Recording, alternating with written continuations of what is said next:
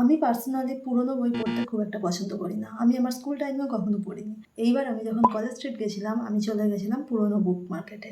আর সেখানে গিয়ে আমি কিন্তু একটার থেকে একটা খুব সুন্দর, সুন্দর বই দেখেছি, যেগুলো সবই কিন্তু সেকেন্ড হ্যান্ড বা পুরোনো।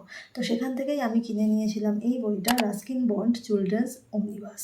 আর এটার মধ্যে রয়েছে ৭ টা গল্প। তার মধ্যে দ্য ব্লু আমব্রেলা গল্পটা পড়ার ইচ্ছা কিন্তু আমার অনেক দিনের থেকেই হয়ে আছে।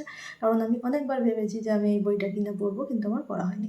তো এখানে যখন দেখেছি ব্লু আমব্রেলাটা রয়েছে, আমি এই বইটা কিনে নিয়েছি। আর বইটা কিন্তু পারফেক্টলি ফাইন, একদম ঠিকঠাক। আর বইতে কোনো দাগ নেই, শুধু সামনে আর পিছনে একটু একটু সেলোটেপের দাগ আছে। আর এই বইটা আমার থেকে নিয়েছে মাত্র ১০০ টাকা। তো আমি তো ভীষণ খুশি হয়ে গেছিলাম। আর ওখানে গিয়ে আমি দেখলাম যে যেগুলো শারদ সংখ্যা হয় বা শারদীয় যে ম্যাগাজিন, দেশ, আনন্দমেলা, আগের বছরেরগুলো ১০০ টাকা দিয়ে দিচ্ছিল। তো আমি তো তখন নিইনি, বাট হয়তো আমি কখনো কিনবো।